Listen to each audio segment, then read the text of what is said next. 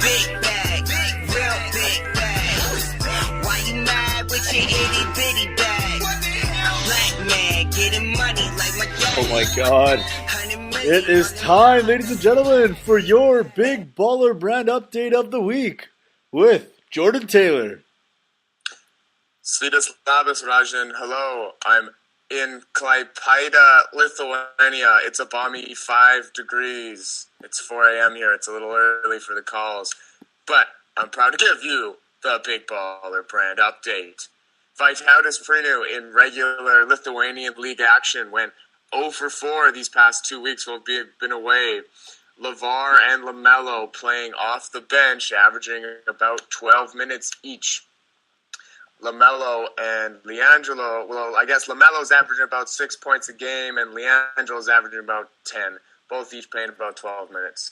In the Big Baller Brand showcase, however, the Young Ball brothers went off in their final Big Baller Brand showcase with their dad as their head coach. What? Scoring 40 points in a triple-double for LaMelo and 30 for LiAngelo in an undefeated beatdown of lesser competition. So, they're young kids too, man, but I think the major development here is that LeVar Ball has taken over as the head coach. Only for the Big Baller Brand showcases, so only for the stuff that doesn't matter. So yeah, if you were going to play a bunch of 6-year-olds, I would put you as my coach, Rajan, and I'd have full faith that you'd be able to handle that game. Thanks, Jordan. I'm honored. And this has been your Big Baller Brand update of the week with Jordan Taylor, live from Lithuania. Now let's give and go.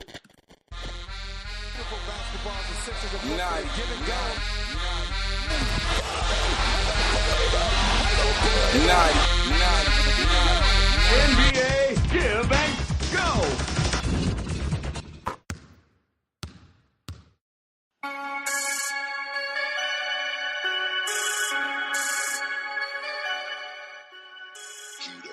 Oh, what up? Welcome to another episode of the Give and Go podcast. My name, as usual, Jordan Taylor, along with my extremely coachable and able to be coached host, Rajan Sharma. Rajan, how you doing? Hey, what's good, Jordan? I'm out here, just chilling, watching this Raptors and Lakers game on this Sunday evening. What a game. Another W for the Raps. That's right, man. To claw their way back into first place. One game back of the Boston Celtics. Yo, they're going to try and get up there. Top players can keep them there. Speaking of top players, tonight we have a very special episode for you guys. Give it up. We are doing our All-Star pre-game analysis. We look at the team. We look at the major storylines going into All-Star weekend. And then we try and give you the information that you want to hear.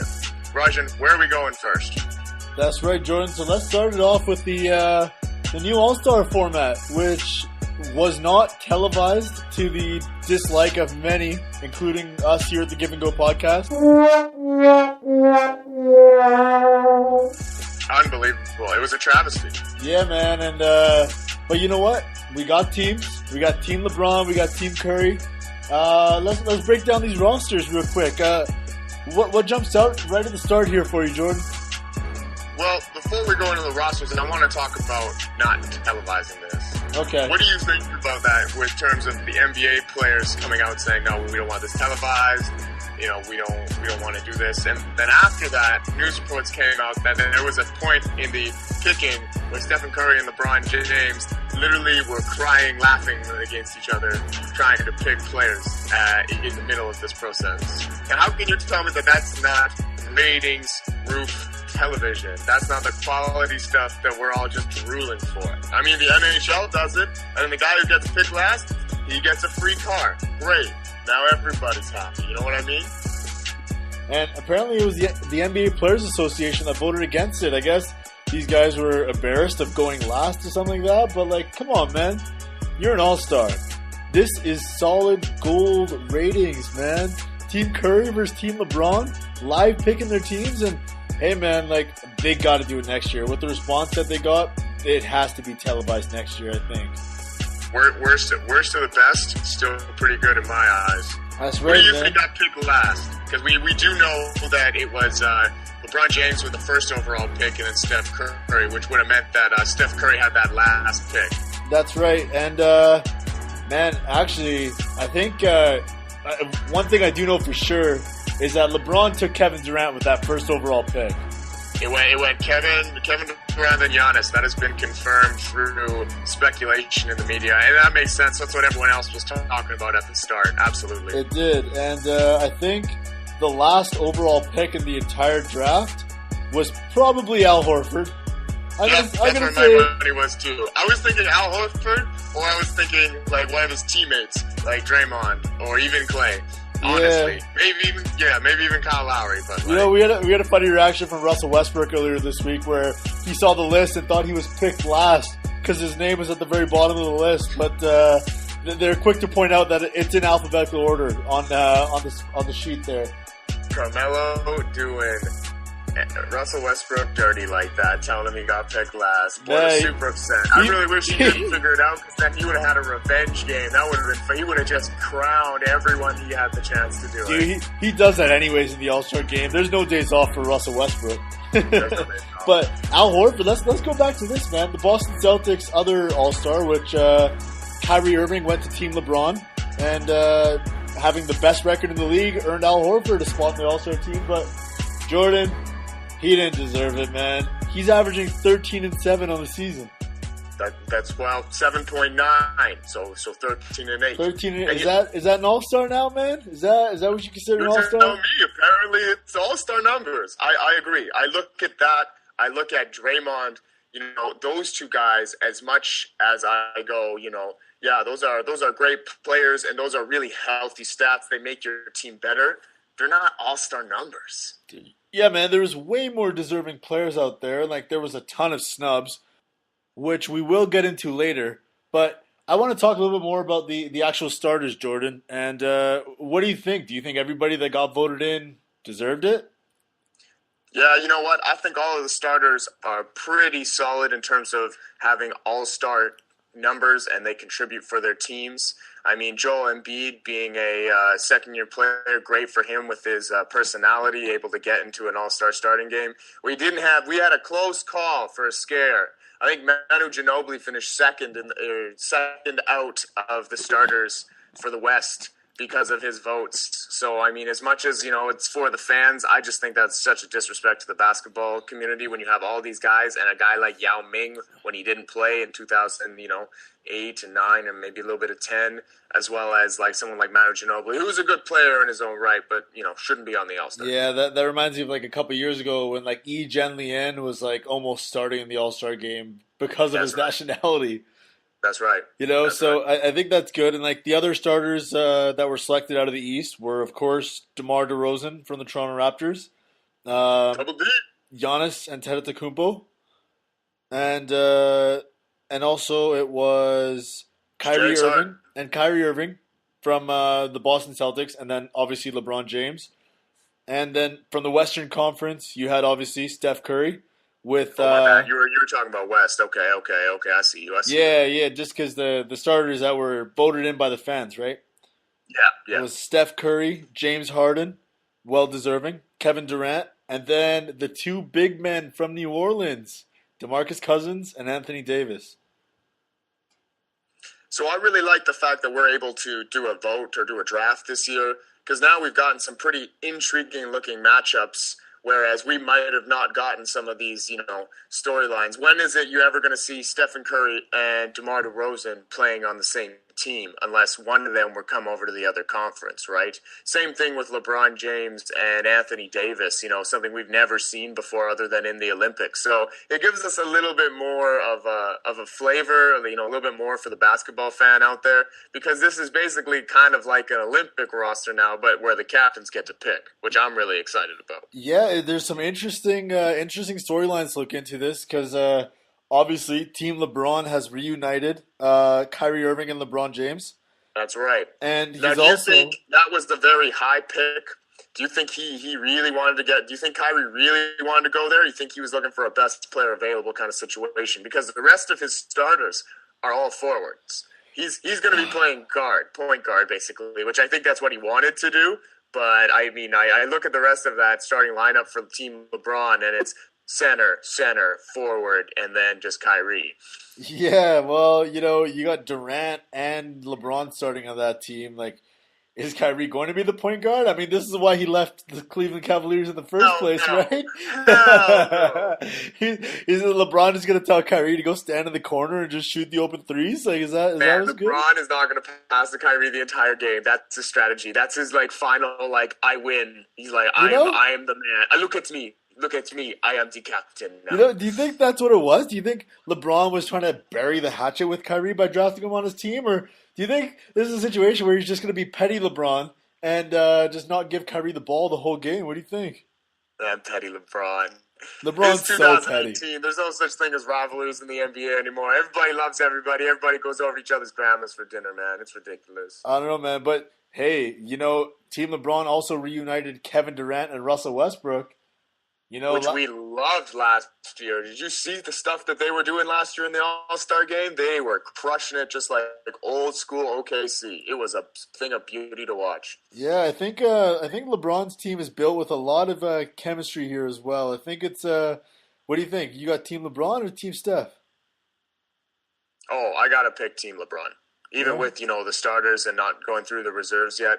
LeBron's team is just built, in my opinion, with the better players. They just have the guys that are able to, produce on their own more independently. You know what? I'm going to go the other way. I'm going to pick Team Steph. I know everybody's picking Team LeBron to win this thing, but Team Steph has a lot of defense.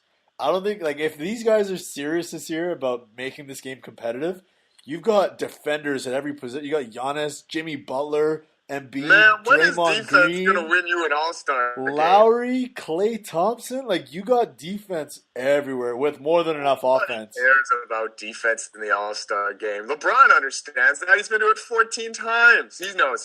But Jordan, I'm just going to get all the three-point shooters and all the dunkers, and we're going to have ourselves a good time while scoring 200 points. This year's different, Jordan. This year they said they're going to be competitive. They drafted their teams. Nobody wants to be disappointed. I think it's going to be a fun year. It's going to be interesting, this new format. They say that every year. Rajan, let's move on to the reserves for Team LeBron and Team Steph. Starting with LeBron, reserves selected were LaMarcus Aldridge from San Antonio, Bradley Beal from Washington, Kevin Love, Victor Oladipo from Indiana.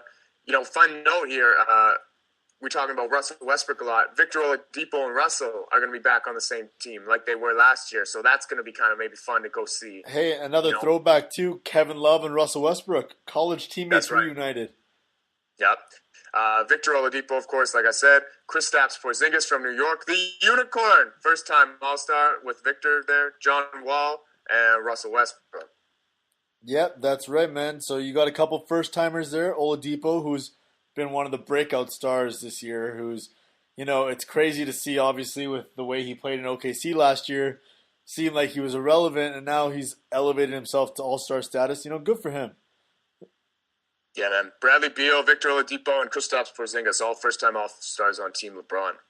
Anybody on this list that you're looking at right now that you are maybe interested in calling out an early MVP court check on Team LeBron if they win? On Team LeBron? Man, Russell Westbrook, he's going to give it 110 no matter what. I think he's, anytime he's in this game, he's going to be an early favorite to win. Plus, it's in LA. He's a LA guy, man. I can see it. He loves the LA. He loves the bright lights. Yeah, man. So, if we go to the other side there, Team Steph, their reserves, you got Jimmy Butler from Minnesota. You got Draymond Green from Golden State. Al Horford from the Boston Celtics. Damian Lillard, who finally got into the All-Star game again after campaigning a lot. From three-time All-Star, baby. Yeah, should be man. Five-time All-Star. Hey, it's been tough out west. And then he's joined by Kyle Lowry of the Toronto Raptors, Klay Thompson of Golden State, and Karl Anthony Towns making his first All-Star appearance. One more first-time All-Star. Give it up for the first-time All-Stars. Shout out to Karl Anthony Towns. That boy playing real well with his Minnesota team, and they are locked into a playoff position. Now, with the abandonment of the West Coast, East Coast team structures, what do you think about abandoning that for picking? Instead, it's just the most deserving players from the entire NBA. Because now, why do we even pick from the West Coast, East Coast, just to split them up again? I think that might help a little bit in terms of making sure that all the All-Stars selected are the most deserving. Yeah, I mean, if they're doing away with the conferences, then sure, it makes sense to draft the best players from each, from the entire NBA instead of just splitting it up conference-wise, because, yeah, there's people that got snubbed that deserved it, and maybe if they were in another conference, they would have made the team, right? So I agree with you there, Jordan. I think it's definitely something that they'll look at as they expand this new format. And to that point as well, I think they should do away with positions too, because they still have requirements of there has to be 2 guards and 3 forwards starting. And, there's a certain number of guards and certain number of forwards as the reserves. Why not just make it the best players and not limit it by position? Because really, it's positionless basketball in the NBA right now. Everybody plays everywhere. You gotta keep the positions. I disagree. I don't agree with keeping the conferences anymore. I know this is the first time, so we're trying to roll this out, play with it, see how it goes. But if you told me that you put Stephen Curry, because I know he's just going to put 5 guards out there, Kyle Lowry, Damian Lillard, Clay at your center, right? Stop DeMarcus Cousins in the paint. No, and that's the potential for injury. If you got guys playing out of position and they're fooling around, I think that could be the major concern. I say keep the positions, but then abolish the conference selections. It'll be interesting to see which way they go because, you could go either way. But let's move on from that, Jordan. I want to talk to you a little bit about who you think got snubbed. Whether it be due to positions, whether it be due to conferences. There was some snubs out here, Jordan. I want you to give me at least one snub from each conference. Who you got, man? You got it. All right, so basically looking at these rosters, I look at basically Steph Curry's team. There's 2 dudes on there. Much respect to them as far as their athletic ability. I don't really classify them as all-stars this season and there's a lot to be said about what star. Is it a guy carrying a team? Is it really big padded stats? What the selection process from the coaches is. But Draymond Green from the Golden State Warriors and Al Horford from the Boston Celtics are not all-stars this year. We're looking at a guy who had 13 points and 8 rebounds per game. That shouldn't constitute an all-star. Yeah, you heard Shaq from TNT making fun of it right off the get-go of saying, hey, I could put a 13 and 8 right now, and he's like 50 years old, man. Which I Big don't... talk from the big man. Yeah, Big man. talk. So, that being said, as much as they make their team better, as much as, those are impressive numbers. Even Draymond's at 11, 7, and 8. Those are really, it's almost a triple-double every night. That's not all-star caliber. I go over to Team LeBron. I look through it. I mean, we both know that DeMarcus Cousins has unfortunately torn his Achilles, so he's going to be out for the remainder of the season. Huge blow for New Orleans. Yeah. Because of that, we get another all-star. Love it.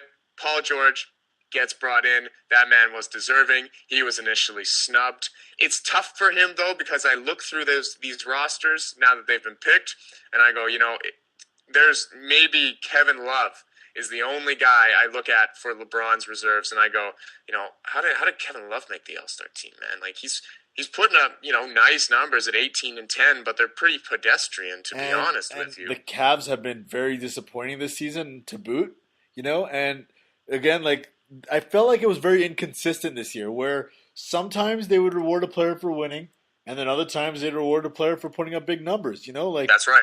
That's right. And I don't like the inconsistencies because, if you're rewarding a guy like Kristaps Porzingis for putting up big numbers when his team is not playing well, then how are you in turn, not rewarding a guy like Andre Drummond for putting up big numbers when his team is doing even better than Kristaps Porzingis, That's the scary part is I look exactly at that, and I look at the teams that are in the selections for the reserves, and they're almost all big market teams. New York, well, OKC, I guess I wouldn't call them a big market, but they're fairly high fan base.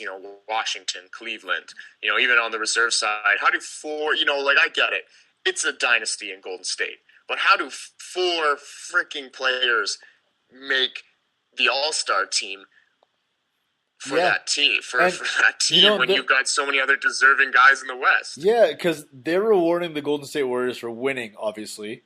But in that same accord, the Houston Rockets aren't that far behind. Why do they only have one All-Star? And Exactly. Golden That's the State exact Warriors point I'm have trying to make. the Golden State Warriors have 4.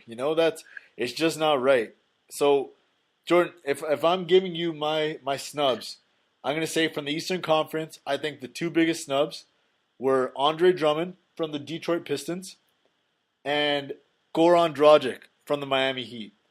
How the Okay. Miami Heat, who are sitting in 4th place, a game back of the Cleveland Cavaliers for 3rd, have 0 All-Stars is beyond me.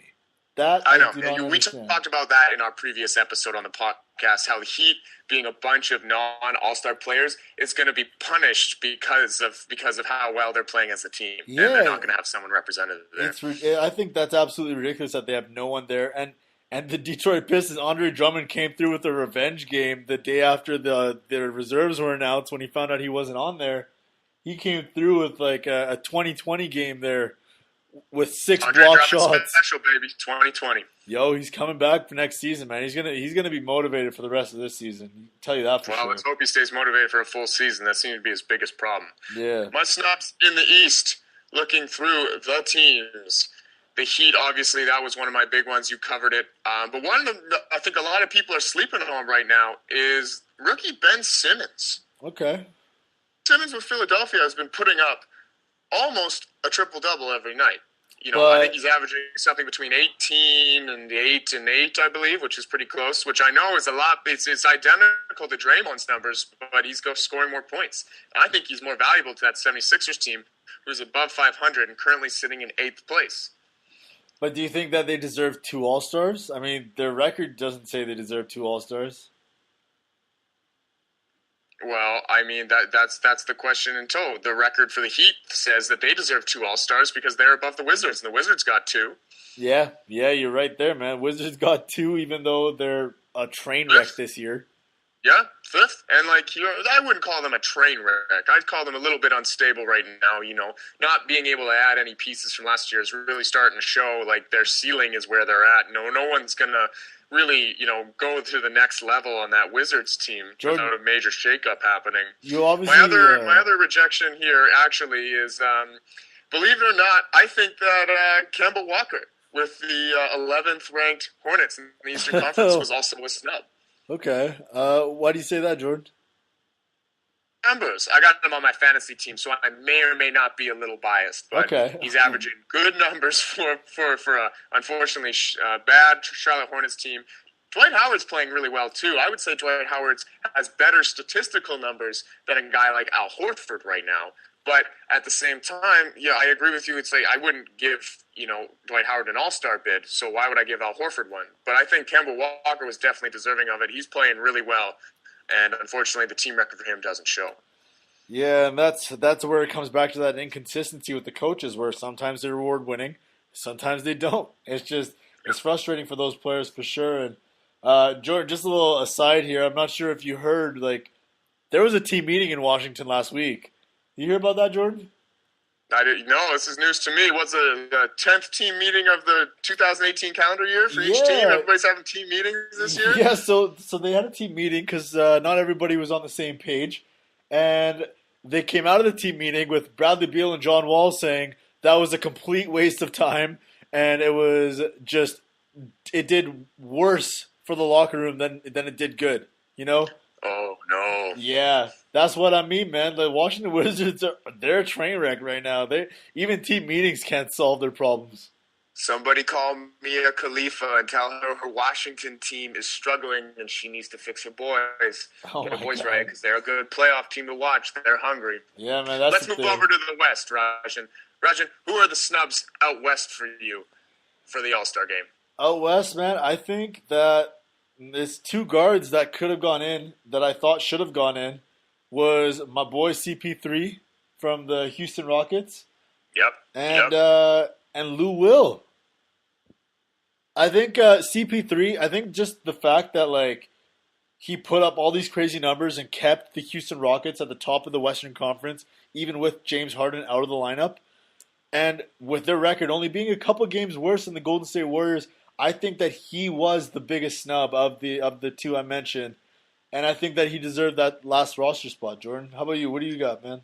It's definitely something to consider. I mean, like, when you look across the banana boat buddies, Chris Yeah. Paul, Dwayne Wade, LeBron, Chris Bosh, Carmelo, a lot of those guys are gone out of the All-Star game now. I wouldn't call it transitioning of the guard yet, because we've seen a lot of these guys. There isn't that many first-time All-Stars here. But, yeah, Chris Paul was definitely a major snub. James Harden only was out of the league for the injury for about a week or 2 weeks, I believe, so nothing too major that would require him to carry it. But they've been great with Chris Paul in the lineup. They've been better than great. They've been probably one of the elite basketball teams with that starting lineup. Yeah, did you see that stat with James Harden, Clint Capella, and Chris Paul all in the lineup? The Rockets are 18-0. 18-0. That speaks They volumes are for me. literally unbeatable with the three of them. But Jordan, who's your biggest snub? Is it Chris Paul? Or do you got somebody else? No, I got lists and lists of players. You know me, I'm all about first-time All-Stars. But Okay. then again, see, so you bring up Lou Will. Will, 6 men like Lou Will, 2 girls and they get along like on Lou Will. And I look at the Clippers and I go, well, you know, Blake's an All-Star.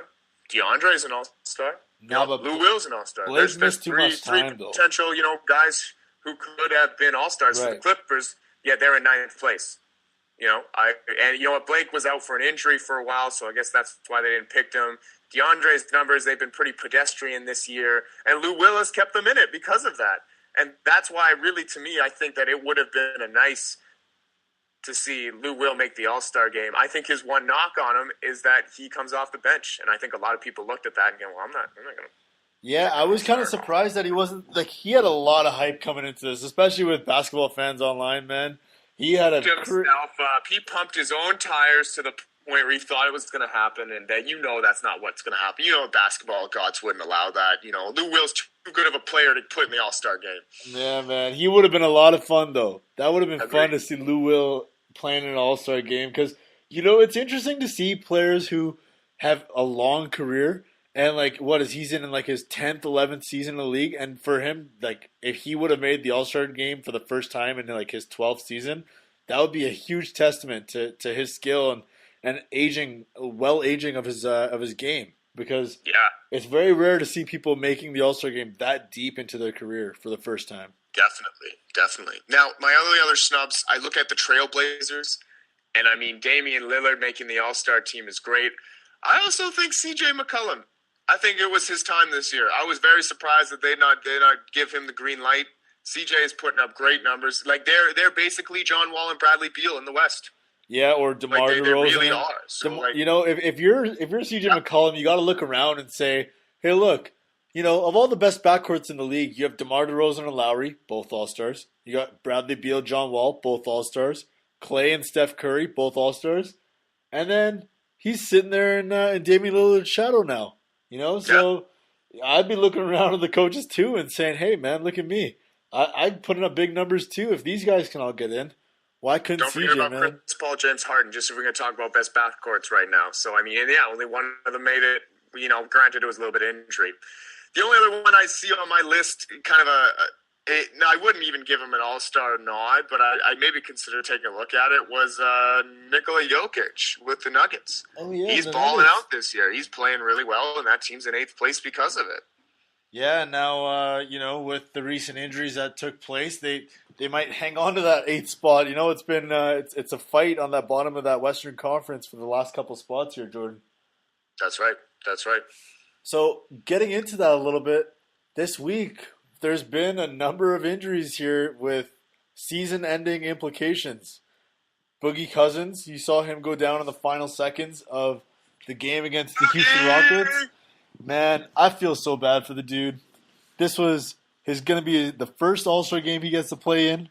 He's got a winning season for the first time in his career. He was going to start, you know, and he's in a contract year as well. So this is just all around just not a good situation for Boogie. First off, this is his 4th All-Star game. This is his first start, I believe, maybe second start. So this isn't anything new to him, Rajan. Definitely he's been starting the All-Star game multiple times. Secondly, like, boo-hoo DeMarcus. How about boo-hoo the New Orleans Pelicans, who are already wafer thin after their starting lineup in terms of depth, and they lose their workhorse to injury. This guy was averaging huge numbers for them and playing the best basketball of his life. And his biggest problem is technical fouls and his attitude. And it's gone way down.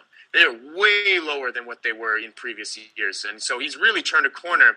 And I agree, it's upsetting to see that. But now, all that load's going to be put on Anthony Davis and Drew Holiday. And we both know that those guys weren't able to get this team higher than 8th place. That's the best they've ever done. So it'll be interesting to see what the coaching staff can do in New Orleans to kind of keep this team floating. Yeah, I really liked their makeup of their team. They really went against the grain here, where everybody's building around guards, and they were basically saying, we're going to put these 2 dynamic big men up front here and just rebound every basketball and just beat everybody up inside and out. And no, they run the ball to the low post, and they went two point guards with Rondo and Holiday, and they went 2 inside, like you said. And it seemed to be turning a corner. They seemed to have figured out a system that was beating opponents. Yeah, man. They were 27 and 22. They're basically forcing teams to play big against them because of the fact that their bigs were so good. It was amazing to watch. It was like bringing back old school basketball. But I just don't think they'll have what it takes in the Western Conference without Boogie Cousins to make any sort of noise. So That's unfortunate. The other big injury that happened was the OKC Thunder losing Andre Roberson for the season. Now, he went down with a leg injury, and he's out for the season, getting surgery. And from the outside, it looks like, okay, they lost a 5 points, 5 rebounds a game guy. But Jordan, this guy is crazy defensively and just adds a whole new element. And without him, they really aren't the same. They allow 11 points more per 100 possessions without him in the lineup. They become basically the best defensive team with him in the lineup and the worst defensive team without him. How do you think this is going to affect their playoff chances here and them making a deep run in the finals? Now, the injury was confirmed as a tear of the patellar tendon in his knee that he landed on. Yeah. Same injury Jeremy Lin had earlier in the season. I took a look at that injury. I was intrigued by what happened. It looked like Tobias Harris grabbed him by the shoulder and gave him a little throw. You think? So I'd be upset at Tobias. He basically, it's tough to play the blame game, but I thought that was a dirty play by grabbing him when he's flying up for the rebound and yanking him like that and put him off balance where he had to land awkwardly, and that's where the injury happened. That's the now, first you're right. I've heard That's of the that. stat of the night. Yeah. That's the filthy, dirty stat of the night. OKC, with their prowess of Steven Adams, Paul George, Russell Westbrook, hounding defenders, are terrible at defense with Andre Roberson out of the lineup. He handles all their major assignments. He can guard 1 through 4. What a skill set to have. Sure, the guy can't shoot worth shit, but my goodness, that is a terrible loss for them. So what do they do now? I mean, we're looking at replacing that. You can't replace that defense in-house. You don't have anybody at that 2 spot. You've got Terrence Ferguson, Alex Abrines, 3-point shooting guys. So that's not going to happen. Rumors are starting to swirl now that OKC now has to review before the trade deadline, and something they were going to maybe stand pat at and maybe try and bring in a guy. A lot of people are just chatting to potentially have Tyreek Evans get brought in. If they can't trade for Tyreek Evans, maybe looking at Avery Bradley, because, the Detroit Pistons kind of, their time's clicking. The only problem with that now is that OKC doesn't have any first-round picks to convey in trades until much later down the line because of the step-in rule. Basically not being able to trade consecutive first-round picks in, multiple seasons. So it'll be interesting to see what they do at the trade deadline. Does this derail them as a contender? No. But I definitely think that it's a wait-and-see kind of moment instead of, call the end of the world, because this team's still good. This team's got Melo, this team's got Paul George, and, of course, the reigning MVP. So I'm not too concerned with them at that point. I'm just interested to see what they do to mitigate that problem. Yeah, man. And, anytime you got star power like that in your lineup, you can beat anybody in the playoffs, to be honest. So, you find a way to make it work. You just got to make the playoffs. That's right. That's right. Yeah, that's right, Jordan. Well, Jordan, that's all the time we got for today, man. Thank you so much, everyone, for listening. We hope you're going to look forward to the All-Star game as much as we will. Make sure to tune in for our next episode when we break down those additional details that come out for the All-Star Game for things like the skills challenge, 3-point, dunk contest, everything. We got it for you. We will give it to you. You can find us at Facebook at Give the Letter N Go Podcast, Twitter, same handle, SoundCloud, Give the Letter N with a hyphen at Go Podcast. We're also on YouTube now, and you can find us at your app stores for Google Play or iTunes or wherever your apps can be found. This has been another episode of the Give and Go Podcast. We're giving you the information, now go do something with it. Give and go. And we out.